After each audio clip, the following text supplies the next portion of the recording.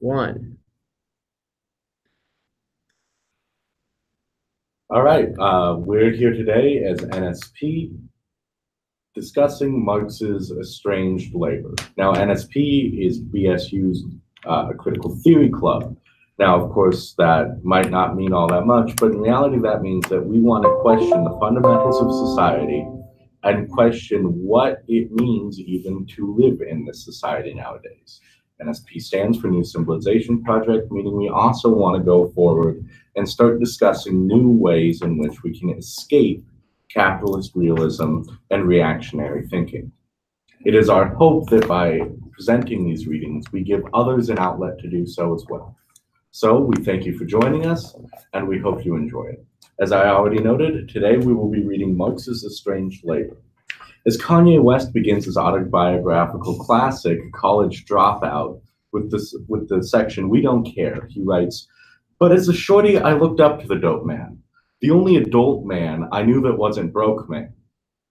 Yet, however, he goes on to say in the song Spaceships, "If my manager insults me again, I will be assaulting him. After I fuck the manager up, then I'm going to shorten the register up." What we see here is a dichotomy Kanye presents between riches and him making money himself. And we see a change from awestruck wonder at these riches to an anger at having to exist in a society that forces him to have money. But what is the difference between the dope man that Kanye idolized and Kanye himself working in a department store? The difference, of course, becomes that the dope man owns capital, making him bourgeois, and Kanye himself is only a gentle laborer, only capable of being a tool of capital. The anger that Kanye expresses comes about because he himself has been estranged from his labor. And it's in this very anger that Kanye finds a way of expressing himself through his music making. But the cause of this anger is still unknown to us through his music making. And that is where Karl Marx comes in. Writing almost a century and a half before Kanye would release this song. This shows that these are still present issues in how labor is estranged and how labor becomes estranged. So with that, we will be leading into a discussion on Marx's Estranged Labor. Wow, way to start it off. Thanks, Robert. Yes. Let's just go around and people say a thing about who you are and what this text was for you if you got a chance to read it. If not, who Marx is to you. I'll lead off. I'm Dave or Lisa. I prefer they, them pronouns. I'm looking for a better name currently, a non-binary name. I'm not very happy with either of the Dave or Lisa options. Marx is, for me, one of the most pivotal thinkers in my own development. I got turned on to him by a professor, a sort of anarcho-Christian professor who was like really into Heidegger and Plato. And this was at my community college in North Idaho, at North Idaho College. And basically, I was saying a bunch of ignorant, sort of libertarian, sort of socialist utopian stuff, drabble really. And he was just like, you just have to read Marx. And he was just so frustrated. Like a lot of our conversations ended in, you just have to read Kant. You just have to read Heidegger. And he was just like, you just have to read Marx. And I was just like, why? Because in my political social philosophy class, we'd only kind of skimmed the manifesto. And so I made a couple points about why I didn't like the manifesto. And he was just like, you shouldn't be reading the manifesto first. You should be reading like the 1844 manuscripts first. And I was just like, but why? And he kind of pushed the issue and explained a couple of things. And so we set him up to do a few lectures for the club. And I ended up doing the readings. And I was like, I was going to come at it critically and all this. But then as I read it, I was just like, it resonated with me so strongly because I had been a worker for many years before going to college in the construction field, in like 5 areas of the construction field, in grocery outlets, in restaurants, landscape, etc. And so the idea of feeling like I'm on a treadmill week to week, coming back with less and less energy and less money to show for it, was something that I was very familiar with. And Marx gives us the beginnings of the conceptual apparatus, I think, for making sense of that. And so this text in particular, estranged labor or alienated labor, depends on which translation. And the one we read earlier in the semester, Wage, Labor, and Capital, are two of the best for me. And I read Capital Volume 1 over break. This was like a year ago, I think, at this point. And it's really nice coming back to these after having read Capital, but I have to say, like, it's almost as good as the first time. So. Cool. My name is Anne. My pronouns are she, her, and this is my first time reading Estranged Labor and reading anything like beyond just Wage, Labor, and Capital, which I feel like is a really popular one that like a lot of people talk about. And this was like, I enjoyed reading this so much. I think a lot of really great points were brought up that I was able to like really break down and understand. So I'm super excited to kind of get into these things. I think I like wrote down in all caps like yes, like 5 different times in this. So that's all I'm gonna say for now. I am new to like the critical theory and NSP, and new being like the beginning of this semester in August, September. So yeah, these are all just like new ideas to me, and I really resonate with them, and it makes a lot of sense. I'm excited to talk about it. My name's Robert. I use he, him pronouns. And quite simply, my journey to Marx started with my debate career, which kind of at least gave me the basis I needed for questioning capitalism and questioning the world we lived in. And of course, Marx is kind of the first thinker that you're ever going to encounter when you're in that mindset. The view of Marx that had always been presented to me was all that matters are the manifesto and capital. And I can definitely say that's wrong after reading this for my first time. It is a wonderful work. My favorite section actually is the first section. Just like the opening sequence? Yeah, because it tells economists to fuck off. Yeah. And there was a very long period my senior year where I was always getting in fights with my economics teacher because he'd make these basic suppositions and I'd be like, those aren't true. And that would piss him off so much. And I only recently learned that that's because we were being taught neoclassical economics and we were being taught it as law instead of as just a different way of looking at social structures. And so it's kind of this own way of self-therapy reading this, but I'm like, oh yeah, I'm not an idiot, even though I got treated like one for, questioning the teacher. And so moving into this piece of work, well, of course, there's this gratification there. There's still this overwhelming foreboding that comes with the fact that this is still happening and this is still a very real issue, as I brought up when I introduced this work. And so I hope at least that through this discussion, we can start elucidating on ways that a new society could both create and think of work in a new way.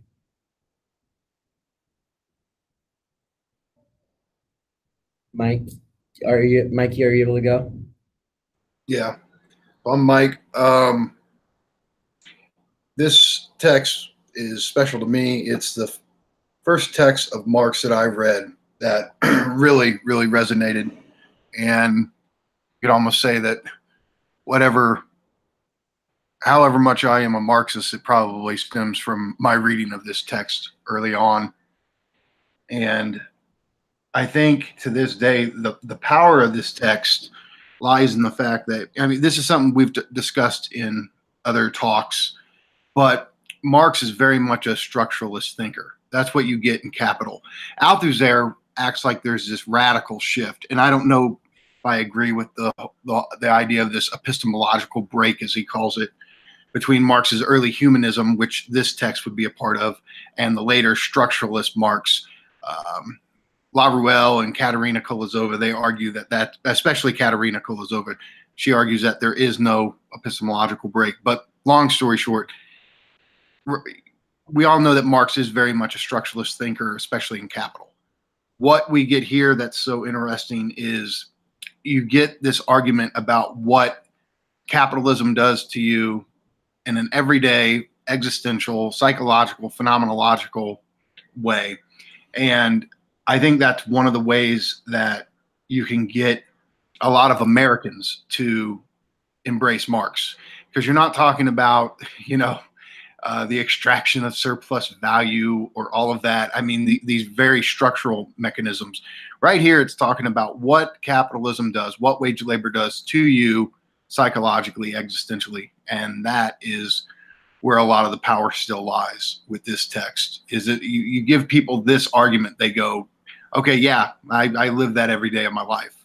So I think that's why this text has become such a classic, and why it has the profound effect it has on people who are reading Marx for the first time. Cool. Thanks, Michael.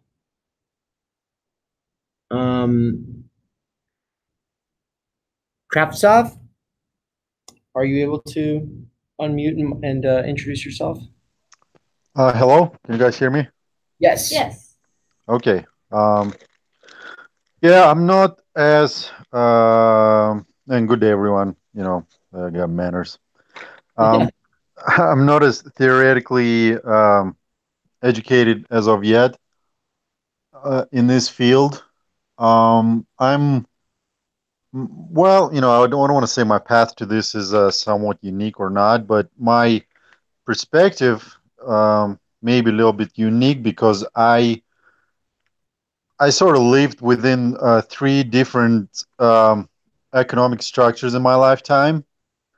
I had a fortune or misfortune to experience that. I grew up in Soviet Union, in that sort of welfare state capitalism. Then transitioned after the fall of Soviet Union into this kind of wild capitalism, the primitive accumulation phase. And then when on economic grounds, my parents moved over here and brought us over, and and I experienced kind of this form of welfare capitalism that has been on the decline. In a way, the welfare state's been dismantled, and I was pretty apolitical for the first maybe, let's say, 30 years of my life, and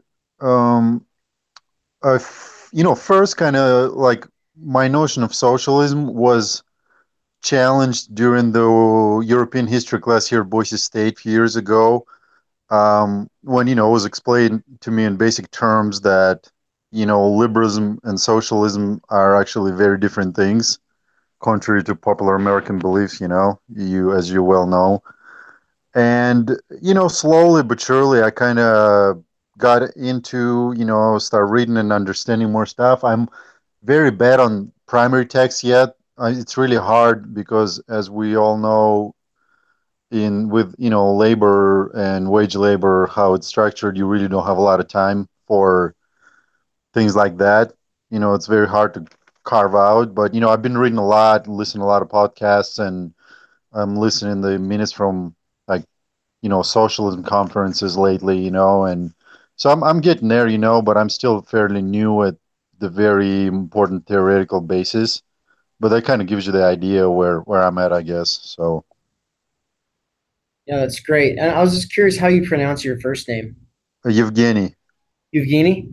Yevgeny, yeah. Evgeny. Mhm. Oh, great. Have we met in person? I'm not sure. It's possible, but maybe not. I haven't went to some of your events yet. I went to one event for the uh, PSL when they hosted it at Boise State few months ago when we got trolled by wannabe libertarians, but that was about it. I haven't been coming out as much. You just cut out. Your mic sounds like you're very far away. No, my phone's, it's pretty bad. So if you guys can't hear me, it can happen. Back. Yeah. So yeah, like I said, I haven't been out too much to these events. So I doubt, but it's possible. You never know. Might run into somebody somewhere. Cool. Well, we are not affiliated with PSL. People who are totally welcome. I only say this because our way of reading Marx is very different from their way of reading Marx, because they tend to read Marx through people who only read Lenin. And we think there's something valuable in going to Marx. And then we're also not sort of biblical literalists, fundamentalists about reading Marx either. We're here to see what's still applicable and what isn't. Well, I think it's an important point. There was actually one interesting talk from one of the socialism conferences that I listened recently. Was talking about how Marx wasn't a Marxist, as in he was a very opinionated guy, but he was never dogmatic. Yeah. And it's always a process of understanding. I'm partial to Marx at this point in time because economic analysis, it's my lived experience, so I understand it better than libertarian bullshit, so pardon my French, but so that's kind of where I'm at right now, and I'm trying to learn and understand the major theoretical aspects of this stuff right now. So yeah. Cool. Just a quick note to the folks in the Facebook chat. They've been dropping in and out. There's like 3 currently, supposedly. But if you do want to join in for the discussion, go ahead and check the Facebook page. We have an event for this. And in the event timeline, you'll be able to see the link for joining the Google Hangout if you would like to. Otherwise, we'll check on comments every once in a while. So thanks, Mikey, and thanks. Camera is upside down. No, I fixed it. Okay, good. But yeah, good. but thanks, Joseph, for letting us know down. that. But yeah, thanks, Evgeny. And cool. Let's dig into the text. Estranged labor. What is estranged? What is estrangement? What is estranged labor? Removed, kind of alienated, and that's kind of why the title could go either way depending on the translation. It's removed, alienated. You're not a part of it. Detached. It also relates to the Hegelian concept of estrangement, which Marx was of course, we know Marx was a Hegelian, so it becomes very important in that kind of idea that people can become estranged in a phenomenological sense. And so even using the term itself, I think, when it was written, would be controversial among philosophers, at least, and German idealists, to use the term estrangement in the way Marx is using it. Interesting. So when we see the word alienation, and it seems like he's using it interchangeably with estrangement. So when we say that there are 4 types of alienation in here, it's the same thing as saying 4 types of estrangement, right? Yes. Okay, just wanted to double check that. Personally, I think it's a little like it seems like he's pretty analytic in how he's approaching this, in the sense that he breaks it down into these 4 ways of doing this, and it's like a couple of them seem pretty similar, right? A little bit. Let's talk about what those are. He's definitely not writing this like a continental philosopher. He's writing this as, I think it's more meant to be a direct response to economists, considering he insults them in the beginning, because he's definitely breaking it down into a systematic way, even if it isn't at the full structuralist point, that I think that's more evident in Capital. Yeah, do you want to say a few things about that, since you really liked the opening? Do you want to talk about, so how does he stick it to the economists?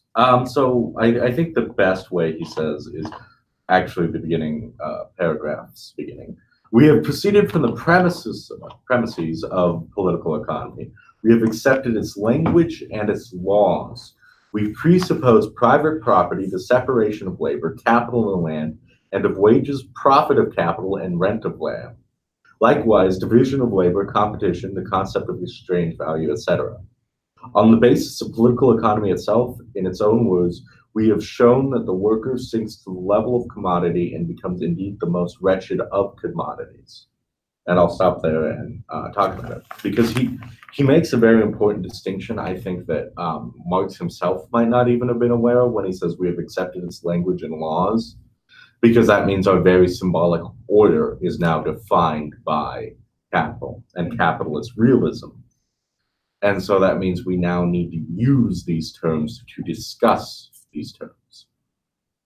And so what Marx's main focus in the beginning is telling the reader You're not going to get this economist stuff from me because I'm not interested in that. I'm not interested in assuming that capital has these motives that are concrete and unchanging, and the worker has these motives that are concrete and unchanging, and that the system is concrete and unchanging. I want it all to be justified to me, and then I want to analyze how it actually affects people, not how your graphs say it affects people, because that's the thing that bothers me most about neoclassical economics, is that it refuses to acknowledge the real. It's not even that it downplays the real or it hides the real. It refuses to acknowledge it. It refuses to acknowledge that there's death inherent in its graphs. It refuses to acknowledge that there's starvation in its models, and that starvation is necessary for those models to exist the way they do. Because I think at its base, economists aren't terrible people, they're just ignorant people. And I think Marx is going for the very same thing of saying, like, you aren't actually acknowledging anything, you're just pretending that your graphs don't have consequences. So let's get in and let's talk about the real consequences, and let's talk about estrangement. Yeah, and I think it's just in terms of critical theory as well, since he's one of the fathers of it. The critical move is to say, here is a science or a discourse, and we act as though it's just a real thing, and then we ensue from a certain set of presuppositions or starting premises, and he says right here, like, okay, well, maybe we shouldn't do that.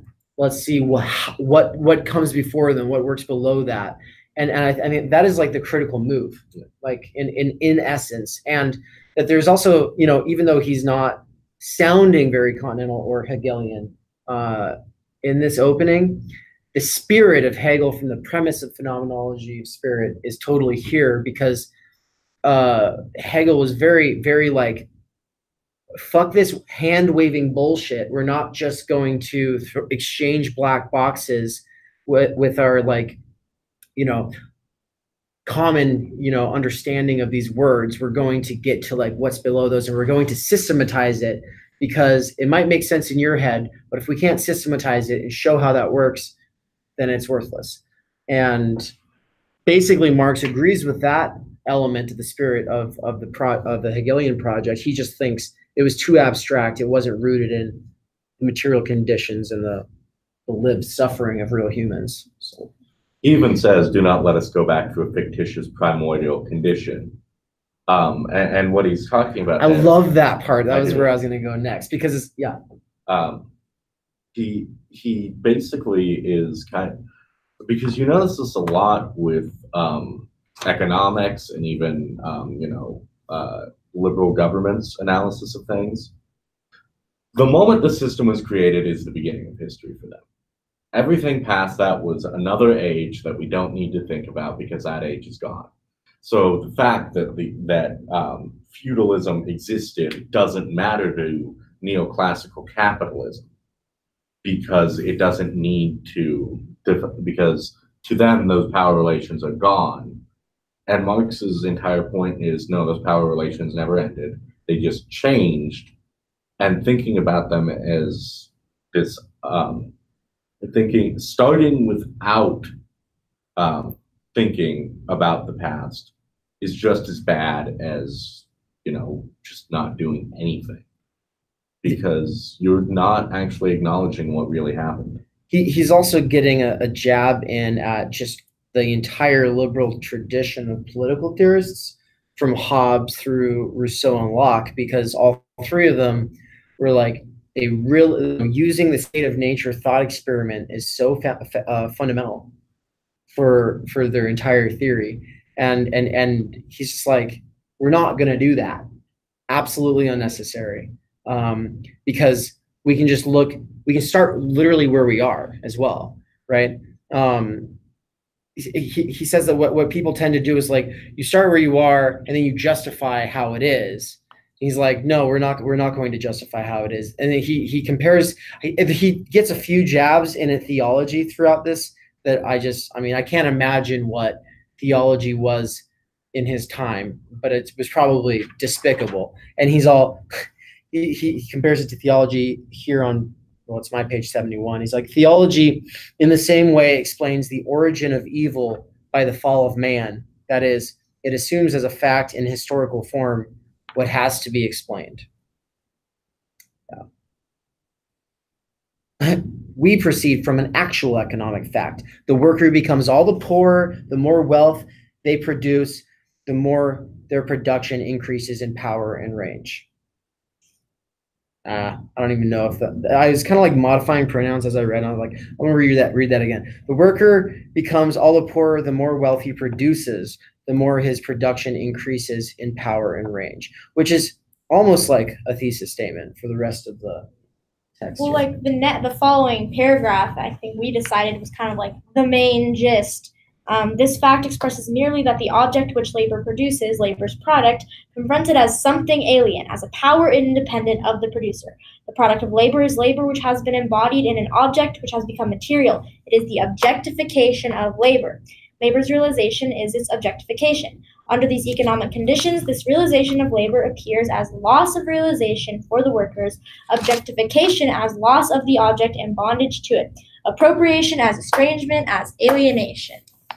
So that's kind of, yeah, that's like really his main thesis, and that's what he breaks down throughout the rest of the essay. One thing I will actually, I kind of want to comment on this quickly. The worker becomes an even cheaper commodity the more commodities he creates.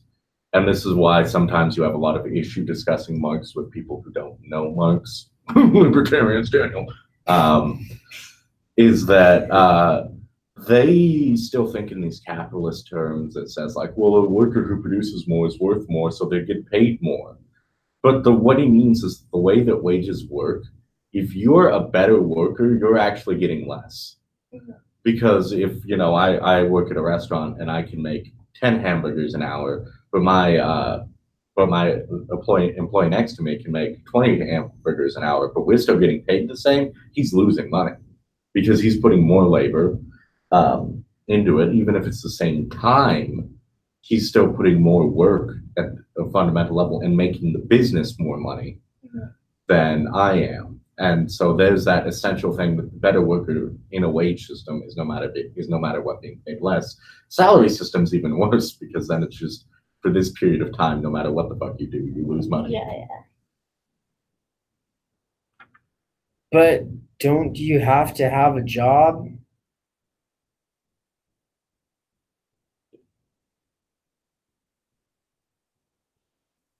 I don't know. I just thought I'd ask a dumb boy question. Oh, don't you I prefer not to. Well, Michael, we know you would prefer not to. Yeah, well, currently under the current system of capitalism, you do have to have a job to live, to have food, to pay for your house or your whatever shelter. You like are kind of forced to if you want to exist. Excuse me, some of us kind of, you know, with all the emphasis the libertarians put on freedom. Okay, where's my freedom to not have a job?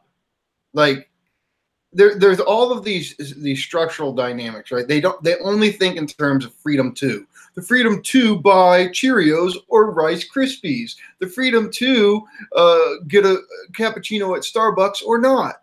What about structural freedom? Freedom from. Right? Yeah. They totally lack this other concept of freedom, being freed from something, to do this, that, or whatever. And, you know, of course, I'm for, you know, freedom too. Yeah, we want to be able to dress how we want and listen to what music we want. We want that type of bourgeois freedom. But the point that Marx and Baudrillard and all of them have made is that they use this type of freedom too as a weapon against an entire class to keep us from thinking about freedom from. Well, they presuppose that any freedom they have now can only be increased, that there's no other freedom that can be gained. Yeah. So they only see it in terms of what gives me more freedom to choose. Although even then, there's not that much freedom to choose in the market because the market relies upon what is going to make it money, which means it needs to appeal to a large variety of people. the fact that Cheerios are made and are available in abundance is not proof of freedom. Rather, it's proof that the system wants it. And so the fact that I can go to the store and get Cheerios or cornflakes, well, what if I want a third option that hasn't been thought of by capitalism yet? But Right. because I'm estranged from nature, I don't get to make that object myself. I can't think of what's a third type of cereal that would be really good. What if I fried potato flakes and put them in milk or something like that? Right, like anything. So, I mean, I think he does kind of presume a little bit of like what it must have been like primordially when he gets into the whole part of which aspect of alienation is it where you're alienated basically from the world, I think from it's the second. earth, from the things of the earth, from the inorganic body, he calls it. It's like, okay, so there's a time when it's like, yeah, you just go out there, you club an animal or you pick some berries and you're set, right? But there becomes a point when you live in a society and you don't have access to the necessities unless you exchange your labor on the market for wages that then will act as the means for acquiring those things. So being separated from those things, there becomes like this gap within which you have to make passage, and in that passage you get robbed, basically.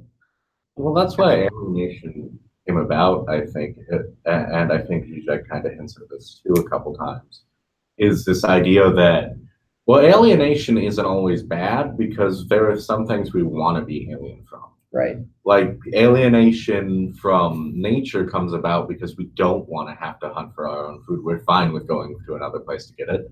Alienation from our government comes about because we don't want to have to run every minute detail of our government. And we don't want them watching us. And alienation from your neighbor because you don't want them caring about what you wear, right? Yeah. Okay. What were you going to say, Mikey? No, I was just going to say that, but the idea of that this system is based fundamentally on freedom. If you could hypothetically talk to the capitalist system itself and say, look, I don't like you. I don't want to take part of you.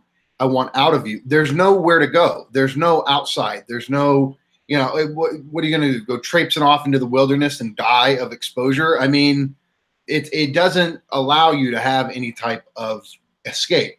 And so when people talk about freedom, they're missing the most fundamental freedom, which is you don't have any alternatives. I mean, again, what Robert was saying, we're talking about the grocery store. This is Baudrillard's point, consumer society, is that it floods us with just never-ending proliferation of simulated freedom, simulated differences. I mean, when you think about the shit we really need to survive, you need clothes and you need food. Why does this system provide us with so many little marginal differences in taste, differences in style, all this? Because it simulates that there's just this abundance of freedom, when in reality, we're all living the same homogenous lifestyle. And there is no real alternatives to the fundamental structure of the lives we live. And so yeah.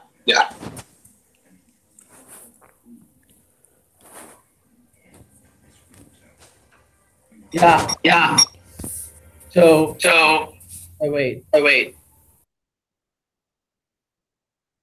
Well, I was echoing because Evgeny had his mic unmiked for a second. Did you want to say something? I did. I just didn't want to have to interject. But can I comment? Yeah. I'll just say. Feel free to interject who are online. Okay. So if you guys can hear me, okay. So I understand it's a general discussion about the positive and negative freedom, and it's kind of interesting that the whole idea of necessity and opting out of the system that we're discussing, it actually comes up fairly often in, say, in the debate. And I was just wondering how we can refine that argument or be better prepared for it. Because, like I said, yeah, we can't just quit. I can choose not to work, but then I choose not to live, right? So and it's sometimes, and I I want to be kind of more persuasive in this argument because it's there's kind of fine line between being charitable and understanding that sometimes some of those people are obtuse, because they could be pretty. And I'm saying it as myself, like I don't know Jack, right? I'm learning. There's a lot to learn, a lot to read, right? So a lot of people are learning too, but sometimes people just take something for granted, like they read something from, or they read a title of the book that capitalism is freedom, and they believed it because they've been told so. But when you talk about, always talk about this freedom and liberty, but then when go into nitty gritty and you talk about, say, for instance, when I was listening to the recent podcast, a very, pretty interesting on history of neoliberalism, and they talked about how before, that Austrian or Geneva school, how they talked about freedom of labor and freedom of capital. Of course, they talked about freedom of labor to move. It's not necessarily for labor's benefit. It's for the benefit still of capital to, be accessible to the flexible labor force.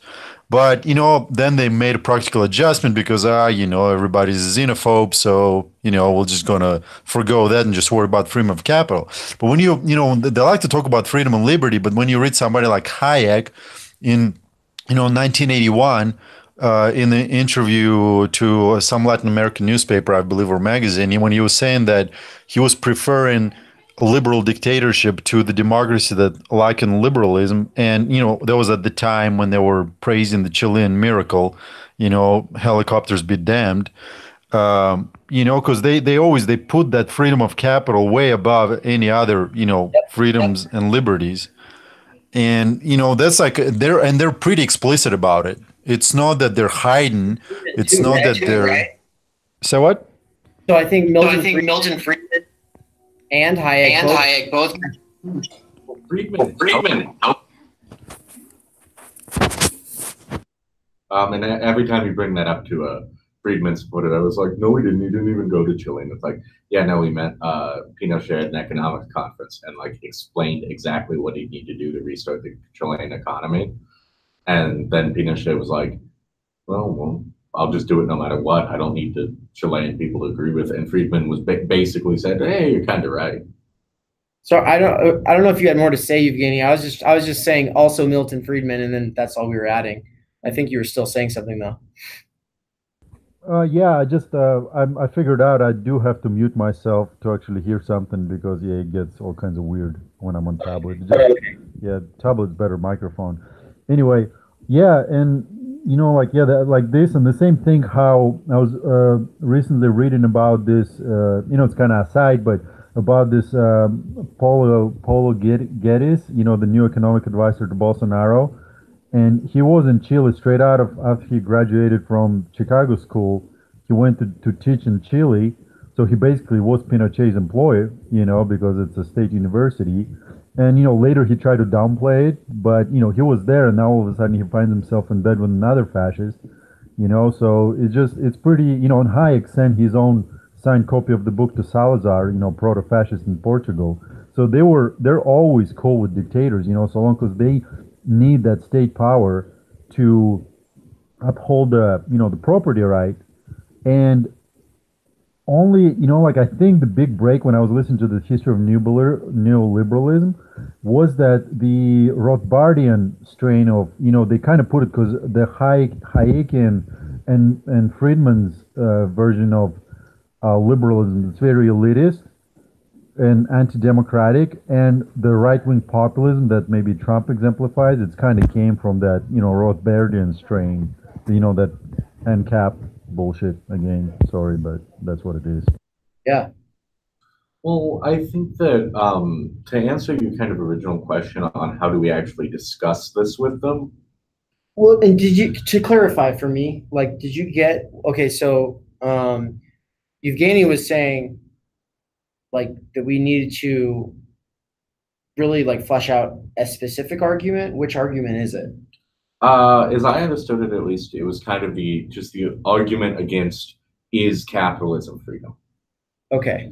And so I think the issue is that even when you have like libertarians who are trying to be good faith, and who are trying to say like, okay, I'm going to let you speak, and I'm going to let you explain to me how capitalism is not freedom. There's still a weakness to our argument in that we're not dealing in capitalist realism. And I think what we forget a lot of times is capitalist realism is an all-encompassing way of explaining society and societal functions, because we're kind of used to easily swept away notions. And so capitalist realism isn't as easily swept away, and so we're kind of a little flabby when it comes to fighting actual all-encompassing worldviews. Because the kind of a lot of critical theory tends to think, well, if this thing is weak, I don't want to say critical theory. A lot of critics tend to think if this thing is weak, then it's good. If it's strong, then or if this thing is weak, then it's easy to defeat. If this thing is strong, then it's impossible to defeat. When actually strong things can be defeated as well. It's just a lot harder. And so when I bring up, my cereal example of how maybe I want a new type of cereal, the capitalists would respond, well, why don't you make that new type of cereal? Then you have freedom to introduce things to the market. So that's how it compensates for what you're talking about. And then I bring up economies of scale and the fact I could never fight these giant, basically cereal monopolies, even though they aren't full monopolies because it's only monopolization. And then scales of economy simply means that they have the big enough factories and the big enough sums of money that they're able to get really good deals on things. So they're able to undercut all the competition at such a point that it would basically be so impractical to make it yourself. That you can't. But then we go back and forth, just bringing up contradictions and the solutions to those contradictions. And I think this is something that Marx tries to say, is that no, don't let them fix the contradictions, because those contradictions are meant to fix themselves. It's because we make these basic assumptions that is there to fix this, and that these contradictions are in some way workable and not just an entire society built on broken twigs, that capitalists are able to continue going forward. That's kind of what he touches on the first sentence, is that we're kind of still assuming that their rules are the same. And they're just not operating on the same rules as us. So the argument more becomes about saying, like, making one certain that you're like, no, you aren't free under capitalist society. Here's a basic way. But yeah, of course, there are ways in which you can do things about it. But think essentially about what all those things eventually require you to do to fix it, which is to move from being a worker and a consumer to an owner and a producer.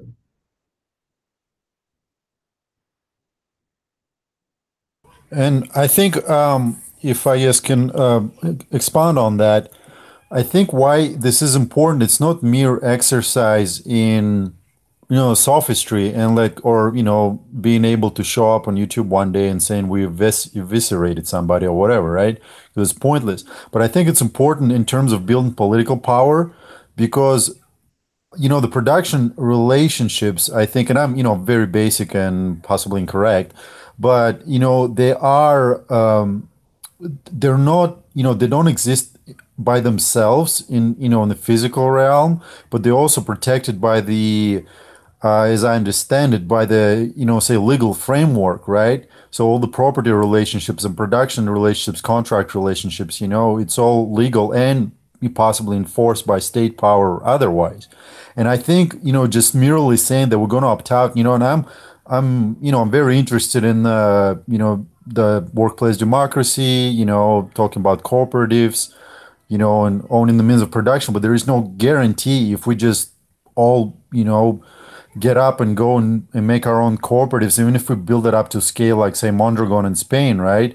There is no guarantee that capital state decided that we're gaining too much political and economic power or taking away from their share of the pie, that they won't turn the state power against us. So unless we have the political support, or we can win the political support and, or add to it, our ability to defend ourselves, whether we follow Marx's under no pretense, and ours, because some people are for, arming ourselves, some people are against, seeing it pointless, and there could be separate debate on that. But let's say if we do it in non-violent, voluntary way, we still should be able to protect our gains or our political and economic power that we win by changing mode of production from, capitalist state. So I think it's important to have these arguments to be actually persuasive for the public.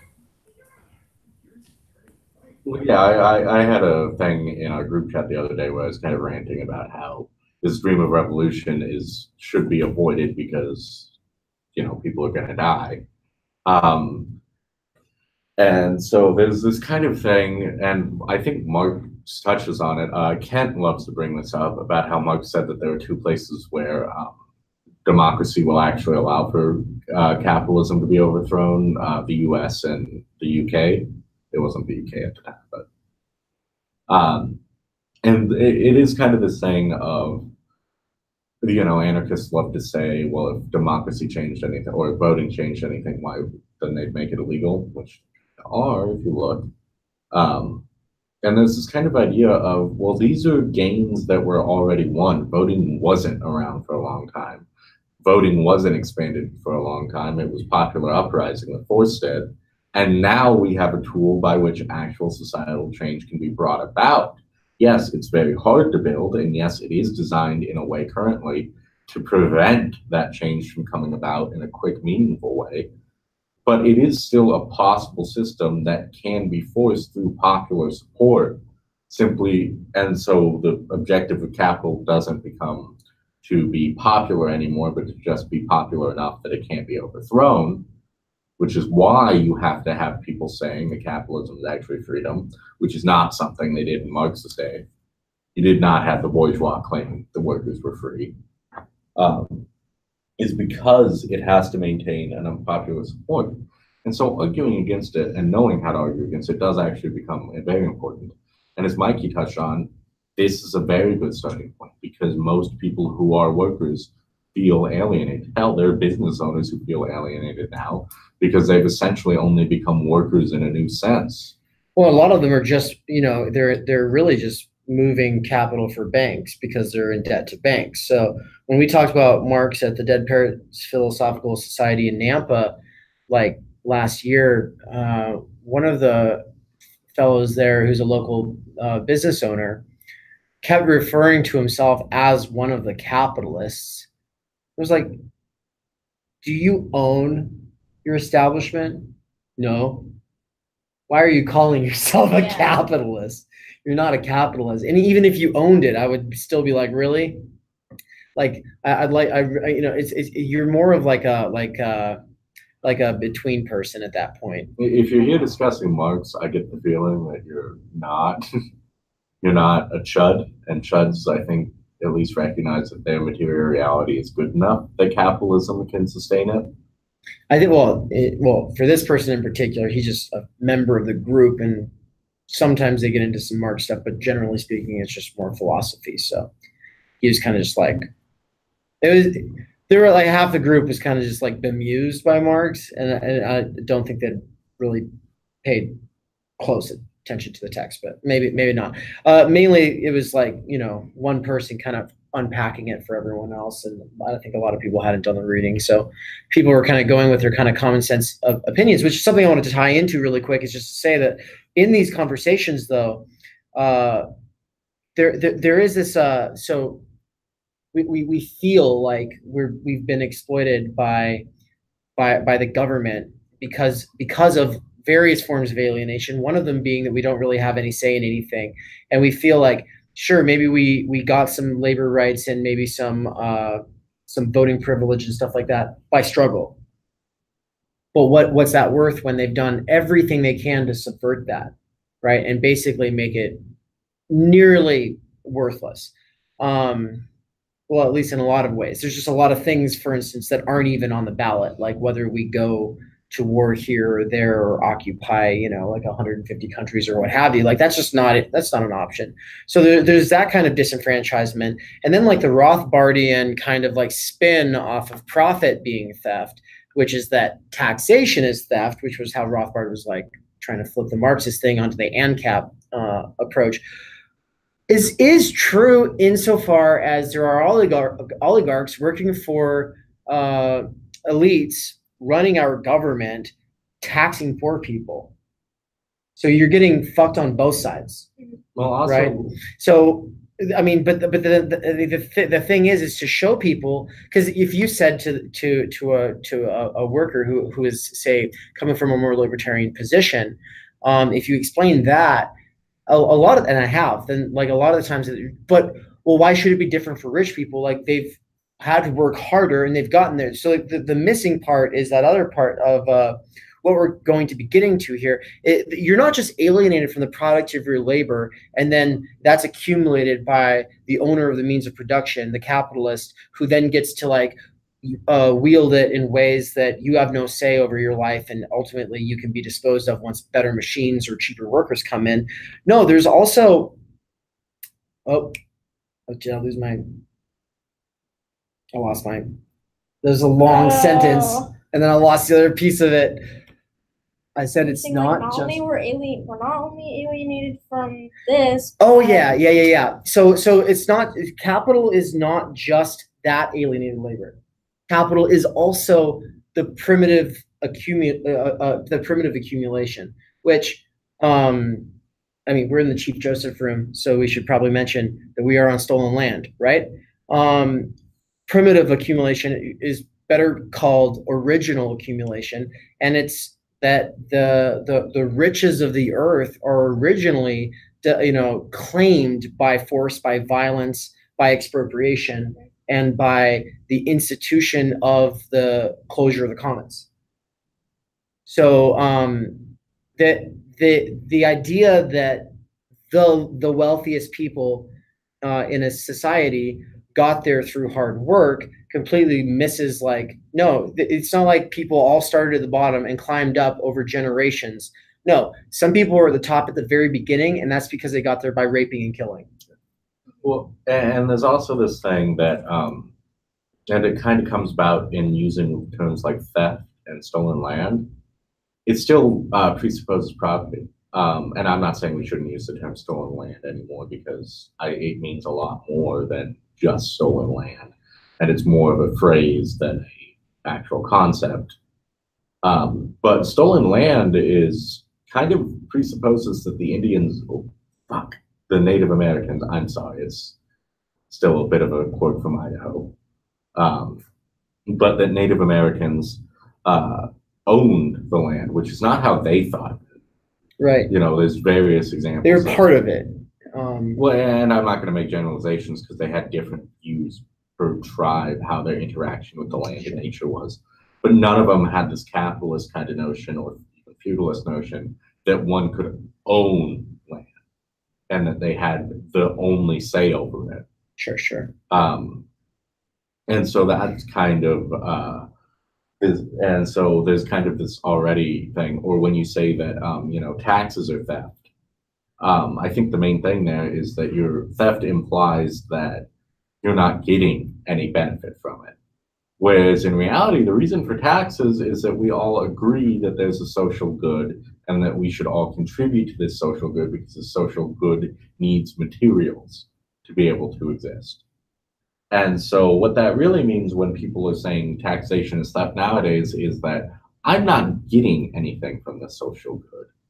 But once you start, people are massively in favor of increasing taxes when those increases in taxes lead to things like increases in healthcare, increases in rent prices, not increases, but increases in rent control. I would almost just say, like, in a conversation like that, it might just be worth saying, sure, it's theft. In a sense, there are lots of forms of theft, though, and the real question is who's stealing from who. The fact is there is going to be thievery everywhere. Let's steal back what's been stolen from us through profit, though. That's not going away, right? And the government's just not going to go away just because you don't like it.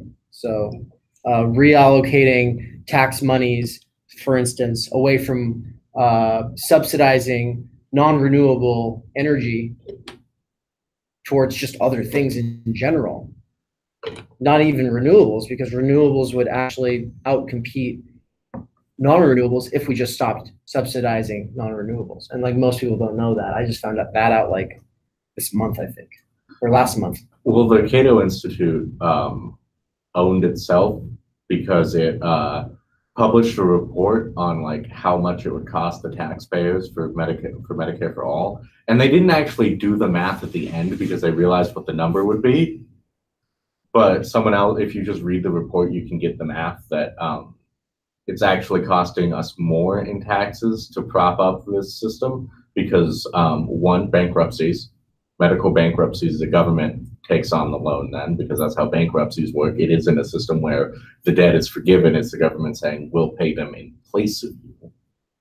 So that's what all of our money goes to right now in a system that does not have Medicare for all. And then they're just keeping up insurance companies because insurance companies take huge risks all the time, right, and lose a shit ton of money. So stop bailing them out, basically. And so once you look at a Medicare for all system, it's actually cheaper. Yeah. And even if that weren't true, we should still do it. But sure. I mean, it's just a system wherein and of course then the libertarians go, well, what if I want to choose my health care? And it's because they like can't dream of a system where something is different. So even though it works in most of Europe, and most of Europe is still capitalist according to most of these people, we can't even get this basic thing that would help people. I would just throw that in like as a final like point for Evgeny is that what Robert just said about how the people that you're talking about arguing with, a lot of times it just seems like they can't even imagine something different. It is just to ask them like, is the idea of freedom you're using so nebulous that it's just like you assume we just have the maximal amount of freedom that we could have here and now, and that there's just like nothing better? Because that is kind of where they're coming from. And then I guess, I don't know, I just want to recapitulate the idea that economic liberty would mean having either extra leisure in your week, which would mean like collectivizing the gains from automation, or it would also mean like having direct say over what happens with the products of your labor. There's okay, so like three things. Okay, first of all, someone has joined. I want to see if they want to talk. But I was also gonna. Oh, that's Kenneth. Hi, Kenneth. I was gonna say you have a thing that you wanted to touch on from Sublime Objective Ideology. I'm curious if anyone else has a thing they want to put out there. I will want to say a thing about one thread throughout this that is has to do with culture and how Marx is thinking about spirit at this time, meaning basically the inner life of a human, right? Psychology, psyche is basically the word they're using there. Should we, real quick, at least, I mean, I think we should touch on the 4 types of alienation. Yes. Would you like to spearhead that? Oh, yeah, sure. I mean, it's pretty simple. It works together to form an overall phenomenon of alienation. But Marx points out that we start off, the first way we're alienated in capitalism as a wage laborer is we're alienated from the product. And so, yes, he has manufacture in mind. He has factory-based labor. And obviously, at the factory, you're making something. You're making a commodity.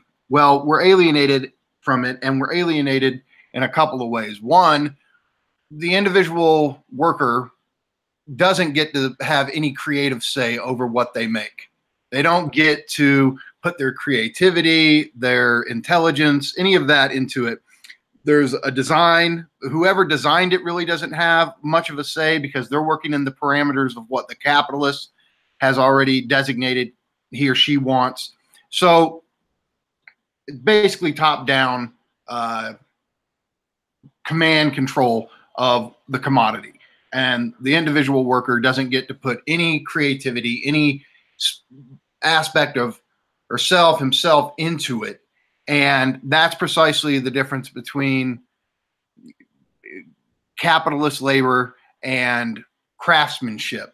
Craftsmanship really, if you made shoes, it wasn't this horrible monotonous thing because you're designing the shoes, and in designing the shoes, you're putting a part of yourself into it. It's your idea, it's your creativity, and you're not alienated in that process.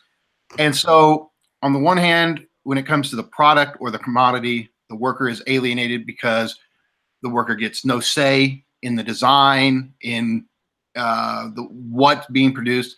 And on the other hand, there's alienation from the product because you don't get to say what happens to it once it's produced. It goes into the capitalist's hands. The capitalist does what he or she will with it, and you have no control or say.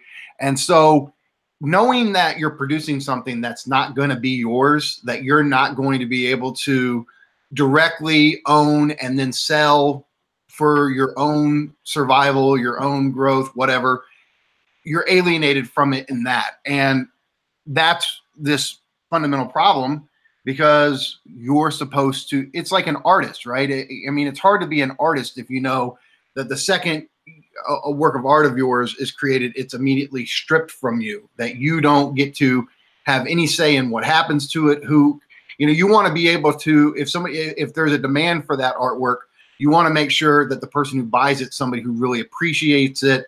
There's this great scene from Woody Allen's movie, Hannah and Her Sisters, where there's this older gentleman, he's an artist, and Daniel Stern, he's, you know, one of the bandits in Home Alone. He plays this guy and he just wants art to decorate his wall, and he's talking to the artist and he goes, I just don't know if that's going to take up enough wall space. And it just makes the artist cringe, right? He's like, I don't design my works of art for your wall space. And so he does. The idea is the second you take the product away from the labor, there's this fundamental alienation that occurs, and it's multifaceted. And so that's problematic. Number two is the act of production itself, the act of labor, becomes alienated. When you're doing this highly specified division of labor style work, it's incredibly monotonous, and the whole time you're not invested in it. You're fantasizing about being somewhere else. You're constantly checking the clock. You want out of there. And take us, for example, if we're sitting in a coffee shop reading Marx, or we're reading Deleuze or Baudrillard, we're totally invested in that. We're not disconnected from that, because it's precisely the type of activity we want to engage in. And so what happens in capitalist production is that you're constantly, it's like an out-of-body experience. You're constantly watching yourself like, God, let's get out of here. When does this end? And, you know, if it was for an hour once a day or a couple hours a week, all right, big deal. But the point is, it ends up becoming your whole life. Your whole life is this constant state of alienation when it comes to wage labor. So there's the alienation in your activity. The third is alienation from species being. And by this, he just means our kind of human essence, which is to be this creative being, to constantly, it's almost like what D&G say at the beginning of Anti-Oedipus about, you know, making new connections, a kind of creative, productive desire. And that's species being, is that we, in our essence, seek to produce new things, to forge new connections, to experiment, to be creative, and that gets stifled and repressed through wage labor. And the fourth is alienated from relations of production, which just amounts to saying that we're alienated from others. We're alienated from the other people engaged in the production of a specific commodity. We all know that at your job, it's like you're pitted against other employees. If you try to develop class consciousness, you know that's going to be problematic if the managers or the higher ups get wind of it. And so you're constantly having to maintain a kind of atomistic, individualistic stance towards other workers. And yeah, it just atomizes you in the workplace. And that's something that you carry out in the rest of your life everywhere in society. I mean, one of the big problems, and I think, you know, NSP is attempting to think through this, is we don't have community. What is it to even have community anymore under capitalist realism? And in a sense, to say you're alienated from relations of production could be stretched out to say you're alienated from others, you're alienated from your community. And so that's how I understand those four.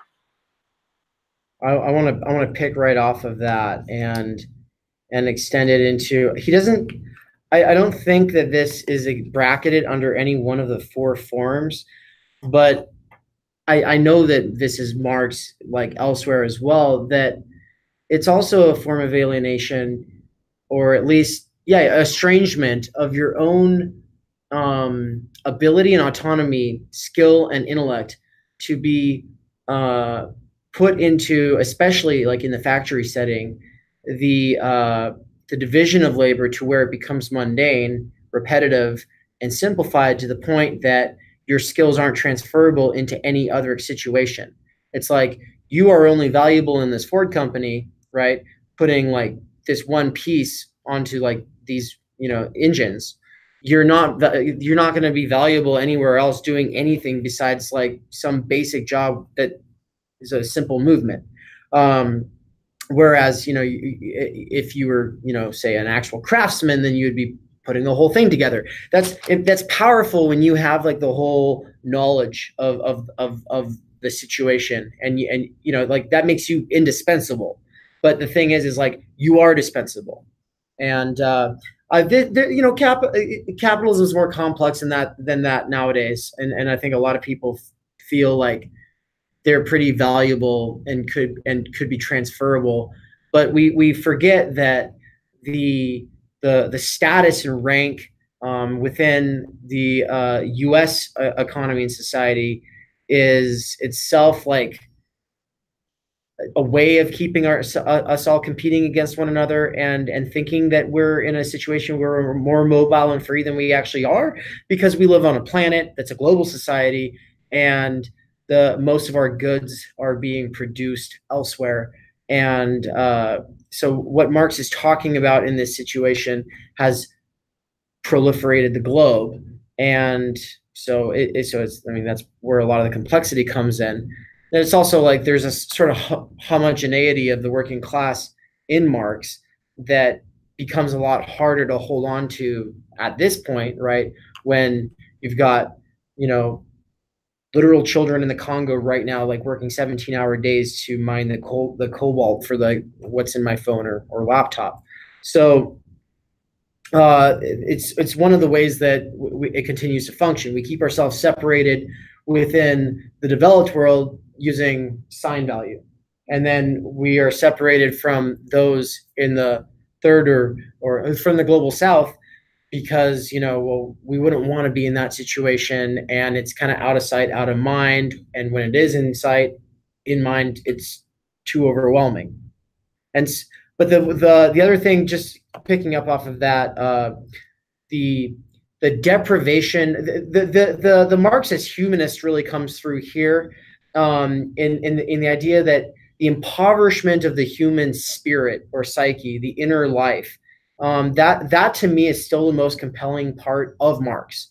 And Althusser Althusserians will kind of say that goes away later, but it's in Capital. I wrote little in the margins every time I found it in Capital. It's there like 7 times. So and that's just volume 1. But and it's just the idea, and John Stuart Mill agreed that cultural production, community building, and personal development, all 3 require surplus time and energy. You have to have leisure to be able to partake in any one of those 3 things.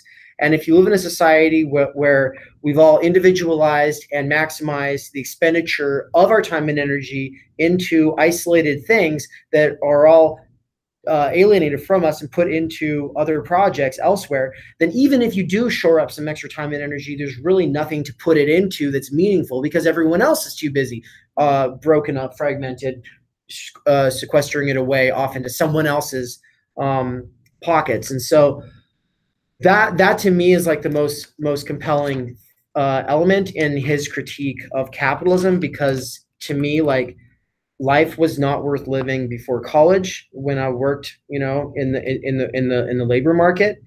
It was fucking miserable. And it really was just making it to the weekend so you could drink, so that you could kind of like simulate having community, so that you could then return to work, or simulate, cultural production by consuming entertainment, for that matter.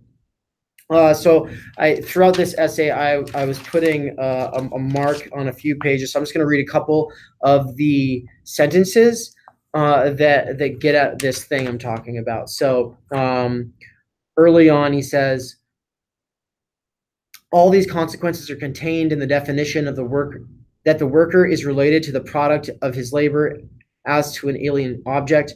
For on this premise, it is clear that the more the worker spends himself, the more powerful the alien objective world becomes, which he creates over against himself. The poorer he himself, his inner world, becomes, the less belongs to him as his own. Also, on the 2 pages later, on page 74 of the Marx Engels reader, most of the way down. As a result, therefore, man, the worker, no longer feels himself to be freely active in any but his animal functions, eating, drinking, procreating, or at most in his dwelling and in dressing up, etc. And in his human functions, he no longer feels himself to be anything but an animal. What is animal becomes human, and what is human becomes animal. And this, I've talked plenty of times to individuals, and then also in one group setting when it was the Victory Farm Center for the Humanities, that was not online though, about thinking about Maslow's hierarchy, and you have like the basic kind of necessities on the first few tiers there, where it's like food and shelter, and these are the animal appetites and needs that you can satisfy through the consumption of commodities, goods and services. So given any form of money, you should be able to, given the right amount of money, you should be immediately able to consume and achieve that need or satisfy that need. But the things that are higher up cannot be commodified. They can be simulated, but they cannot be commodified, and they cannot be achieved or experienced automatically given some form of money. And I'll use the example of playing the violin or developing a meaningful relationship. In either one of those cases, you can't just pay some chunk of money and then have it. It requires sustained investment of time and energy. But the sustained investment of time and energy requires surplus time and energy, surplus labor. That's exactly what's being sequestered away here in this case. And so that's why the inner world is rendered barren. And that's exactly why you've got nothing left except for eating, drinking, procreating, dressing up, and living in a dwelling, because those are that's ground zero for life on the planet. But everything else that's meaningful requires sustained time and energy. So, and when I say it can be simulated, the commodification of these things can be simulated. I mean, video games do a really good job of simulating the kinds of payoffs you can get from the sustained investment of time and energy. And there are ways of interpassively gaining those kinds of experiences from other people. And we get a lot of that through entertainment. I think the great act of capital now is instead of making, because as a post-structuralist, I don't view Maslow's hierarchy of needs as a strict definition of what every human needs. Antisocial humans probably don't need as much socializing as Maslow's hierarchy says, and they definitely don't prioritize it that way. I read it instead as how they prioritize their desires. But fundamentally, I think it's an act of Something's happening with the mic. It's not real loud. we can't hear you. Something just went wrong with the microphone. Oh, can you hear us? That's better. Yeah, I just got crazy for a second. I think it might have been the call, because it also did it to your voice. So it might just be storms passing over right now. It sounds good now. Okay. But I think that the great act of capitalism now is telling us that our desires are right now, or that our desires right now are wrong, we want too much, and that in fact simulated is still a little too much for us, and that's what we should actually desire. And I think that's what people like Peterson do more than anything, is they say that, no, I'll be your internet dad. You don't need to care about your real family in this relation that you might desire, because what you have with me is in some way real. And that's all that matters. And anything more than that, dreaming of society where there's anything more than that, is wrong.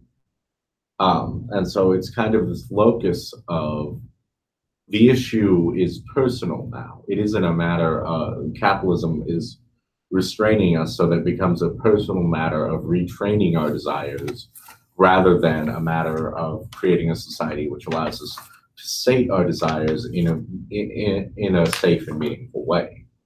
You know, the ability to build community and to have the things that we want without harming others and without doing it in a way that would cause us to, in itself, not be satisfied.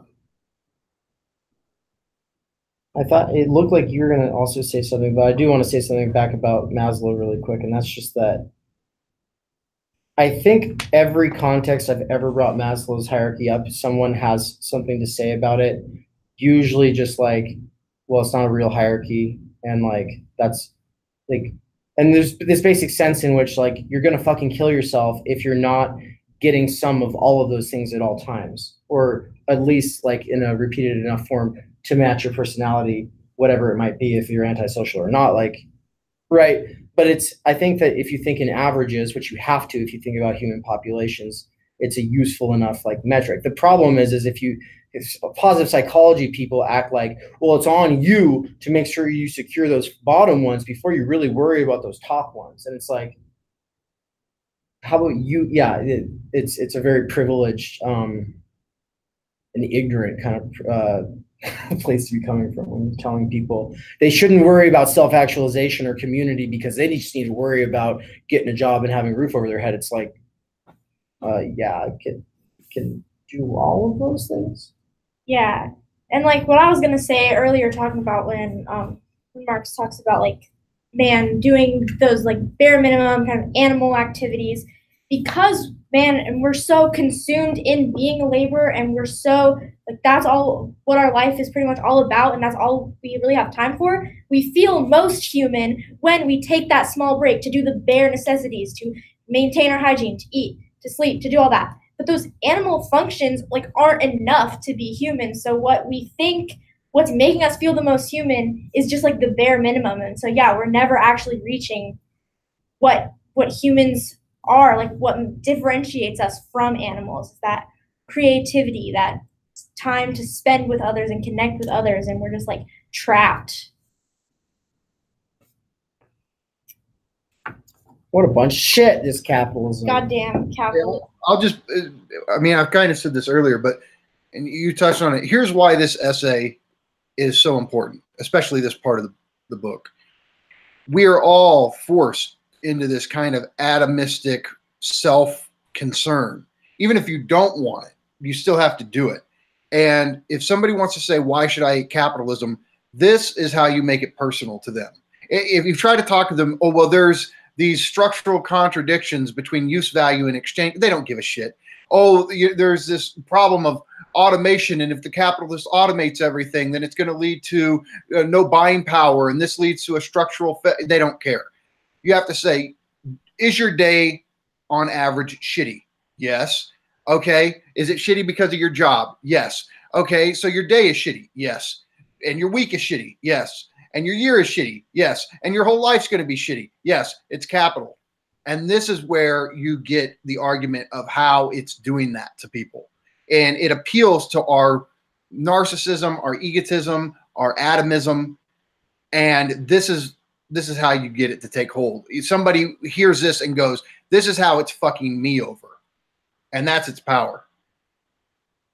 Did anybody, so yesterday, a new ContraPoints video came out about climate change, but on the same day, a new Peter Coffin video came out, and it's called Wealth Hoarders, and it's hilarious, and it's high production, and it's basically it's using the same, they are using the same language out of this essay and the last essay that we read, but also using a little bit of like, you know, it's a little updated in a few ways, but it basically takes that exact rhetorical approach, right? That you're talking about, Mikey. And then there's also just like the playing off of lifestyles of the rich and the famous, cribs, and hoarders, right? So like these are everyone knows like hoarders are so embarrassing, right? Oh, unless they have a crib.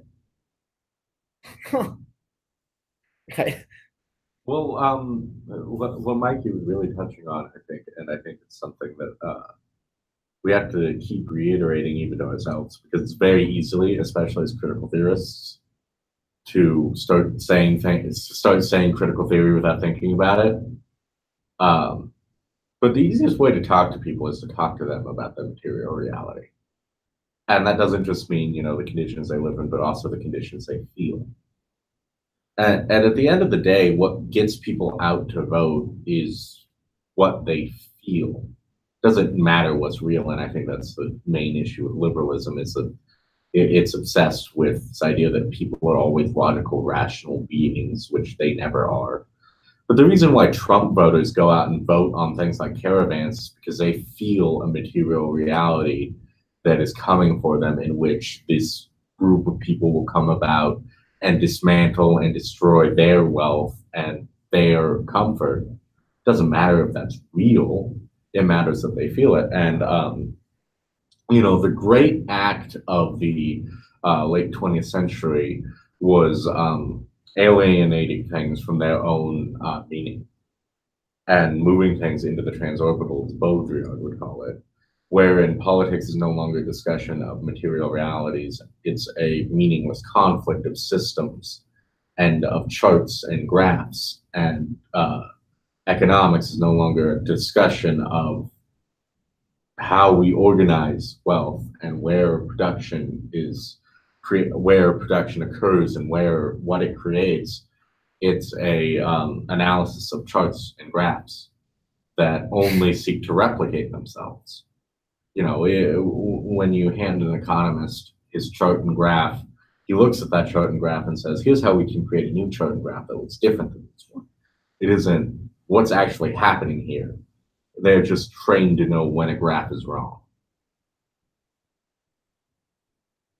Cool. Let's take 5 minutes to close this up. Robert, what were you going to say about Zizek? You have time to go into that? I actually thought about it more. I don't think I'm going to go into the full thing I was going to bring in, because it's a little more off topic than I think this ended up being. Sometimes we have readings that go a lot more off topic, and sometimes we don't really need to. But all I was going to say is that I think that there's actually good reason to start thinking along this and symptoms, because he specifically says that the consumer becomes a commodity. And Zizek's entire point in the beginning of Sublime Objective Ideology is that commodities and symptoms are similar. And so you can analyze commodity form using symptom analysis. And I think actually kind of what Marx is doing here is almost symptom analysis. We're not going to look at the things underlying, we're going to look at the things that are right there in the form, but that we don't think about being in the form. And so that's kind of just a quick summary of what I was going to get into. You just remind me of a point that I definitely want to touch on. So estranged labor, he says this pretty clearly at the end, is really just like a different way of saying private property that he thinks is more important, that rhetorically and for speaking to normal people, because private property, like everyone wants private property and like thinks, well, that's good, because they confuse private property with belongings. But his point is that what Marx, what Marx and anarchist writers and others were calling private property is really accumulated alienated labor and the primitive accumulation.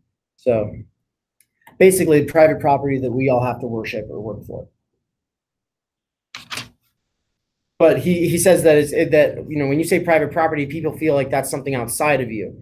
When you say estranged labor, oh, that's inside. Like you understand how your time and energy constitutes your day-to-day life.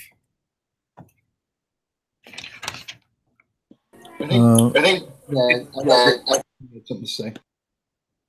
Yeah, you can go ahead. Yeah, can I add some? Last few speakers kind of remind me of interview I listened recently on Dig podcast with George Monbiot, who's the think he's more like a sort of literary critic, and he's a columnist for Guardian. And they talked about this, alienation in less of economic terms and more of a, I would say psychologizing terms. And they talked, on the Monbiot kind of eloquently as a, literary critic. He put it as this, hyper, and, we use the term neoliberalism sort of like a catch-all, for all that is wrong in this world. But, would say basically that neoliberal hyper individualism, he kind of, and then he used the phrase that really stuck with me is called coalesces in the psychic rapture, right? So that when we're so alienated from everything and we're so, like there's so much pressure put on us on our failures, and most of us are, more or less failing. I mean, we have to choose, we still, we survive, we carry on, but we're not really realizing our full potential, right? And that's how that psychologically destroying people's and lives, and that's why sometimes maybe it can explain, random acts of violence, and stuff that, we see in the news every day. But it was kind of like it's around a less economistic and more psychologizing way of coming to the same. How do we turn people, that atomization, that individualism, how we turn people away from it? And he was talking about building a new story. The way he put it, and there's probably like a garden essay. I can link for you guys on Facebook. I'll link the podcast. It's pretty interesting interview, but that kind of brings it to it. Yeah, because this whole system, and that's another point, whether it's synergetic in a way, like it just happens that way, that capitalism creates the alienation that reduces people's political power because they don't feel like they're part of, whether it's class or whatever, right? But they don't feel like they're part of something bigger that they can counteract it. It's all this individualism, or maybe it isn't. Smoke, like all these conversations that we're having. Some of those people in Mises Institute, I'm sure they're aware of this. They're aware of this discourse, and they probably like, oh shit, they're onto us, but we just won't tell anybody. Right, so I think but this atomization, it leads not just merely that, like I said, we're alone, we don't know what the fuck is going on, what can we do about it? It's our fault, right? We're poor and because we suck, But it helps them because it prevents people from even going to the polls. It prevents people from taking any sort of collective action against the system, and I think that's kind of also important part. It's not mere psychological alienation, it is a political alienation from, from the power, from whether it's economic power, political power. It kind of brings back to the same idea, how we transfer that, from alienation into collective action, that transition. Totally. Yeah. Thank you. Yeah. I'll just add in, and it's in that first chapter that Robert was pulling from. Zizek talks about how we can use psychoanalysis to understand not just individual pathologies. It is able to help us make sense of what's going on at the political level, the social level. And he emphasizes how, just as with individuals, there's a fundamental fantasy that is operative in their individual libidinal economies, so on and so forth. There's also these political fantasies. And so much of America, we all know it. Why do people vote not where they are economically, but where they want to be, right? They always vote for, so many people vote for the Republicans knowing that their political stance, their policies are not in the economic benefit of where these people actually are. Well, you can explain that by saying that their unconscious group fantasy or political fantasy is to eventually be a capitalist themselves, to occupy that position. And part of the problems with the Democrats, with the liberals, is they want to walk this line. They never want to be overtly anti-capitalist, and yet at the same time, they don't want to just be, full-blown capitalists either. And they don't ever present another narrative, another story, another image of the good life. They still let this image of being an entrepreneur, a capitalist, blah, blah, blah, blah, blah, still reign. And that's the problem, is we need a fundamentally different fantasy that's operative in the political sphere. And that's what we don't have. And the Republicans certainly aren't going to give it to us, and the Democrats aren't either. And so that's where the far left needs to mobilize or do something and present a new vision for people. But I would just agree with Yevgeny, and I think Zizek is helpful here. Again, even if we don't ever get around to NSP studying Sublime Object from cover to cover, that first chapter, it's worth reading in and of itself. It's so good. And we should read it. So that's it. Well, actually, I was going to say that's a good time to me talking about what we'll be doing over break, just to close this out. But does anyone else have a final thought before I do that? Go Marx. Yeah. Sweet. We'll be reading Gender Trouble come like 2 or 3 weeks from now. 2 weeks from now. Yeah. So like 2 weeks from now, we'll be discussing the beginning of that text. And if you want to join, we'll probably be talking about it once a week for like 4 weeks or 5 weeks. I don't know. We're going to have to do it pretty quick. And so it's going to be relatively fast. And so if you can't keep up, that's okay. You're still welcome to sit in. And we're going to try to unpack it for you. But yeah, Gender Trouble is a crucial and key text for how critical theory moves into gender and queer theory. It's just kind of important to the field, but also I just read it and I'm like, yeah, it's dope. I think it's amazing. So I'm really excited to go back to it. Next week we will be reading. I had said the xenofeminism book. I had it confused. We have something. It's for queer theory, and it's Astrid's suggestion. It should be really cool. I think it might be like a manifesto for like gender nihilism. I'm not sure exactly what it is. I have to look into it, but it's only like 7 or 10 pages or something like that. So should be a cool conversation. Hope y'all will be able to make it. That's it. That's all we need. Everybody. Thank you. Yeah. Divided the 2 people on YouTube. I checked. Oh wow, really? There's 2 randos just watching? They aren't commenting like the last ones though, so I don't know what fun we're gonna get out of it. So they're not trolls, maybe. We've been getting called names. It's really cool. Someone called me fat. My feelings are very hurt, and I believe the internet should be abolished now. Someone called Jamie a twink, so like Eraserhead Fukas? What? Yeah. Yeah, you should go look at his YouTube video. Someone calls him a like, I think they call him like a stupid F word twink or something like that. Yeah. I mean, if it didn't have the rest, I'd take it as a compliment. All right, everybody. Yeah, well, that's what happens when you critique Papa Peterson. So, but there's better dads, as we just proved. All right, everyone, take care. Bye. Thank you for coming.